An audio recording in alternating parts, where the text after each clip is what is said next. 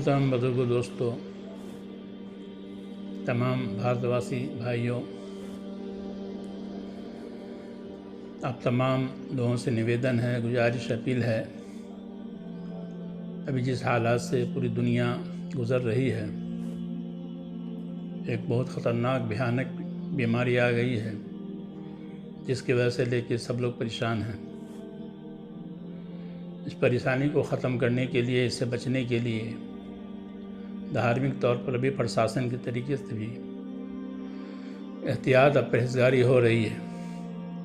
اور اس سے بچنے کے انتظامات کیے جا رہے ہیں۔ اس حالت میں ہم سب کو اس پہ عمل کرنا، احتیاط کرنا، پرہیز کرنا، اپنی جان کی حفاظت کی ذمہ داری ہے، ضروری ہے۔ پیارے آقا مولا سرکار دو عالم وسلم کے دور خلافت میں بھی جب طاعون آتا، بڑی بیماری آتی، تو آپ صلی اللہ علیہ وسلم تاکید سے فرماتے کہ جہاں بیماری ہے وہاں سے باہر نہ جاؤ۔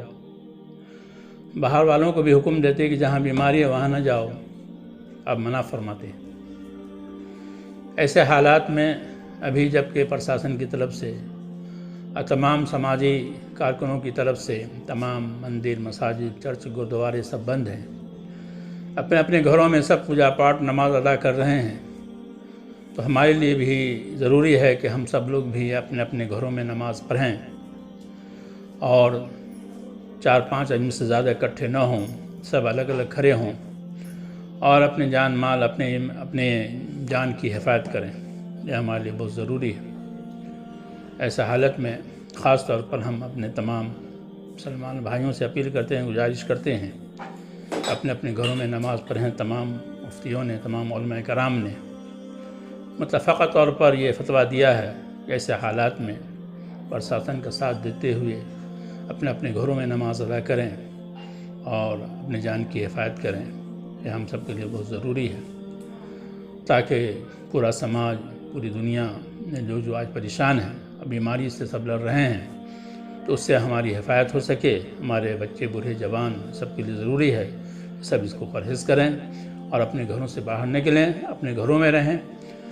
اور بہت زیادہ اشد ضروری کی چیزیں ہوں تو اس کو حاصل کرنے کے لیے فوراً اس کو حاصل کر کے اپنے گھر کو واپس لوٹیں۔ یہ ہمارے ضروری ہے کہ ہم سب اپنے گھروں ہی میں رہیں، اور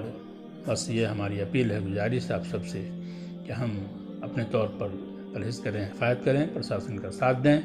اور ایک جگہ اکٹھا نہ ہوں۔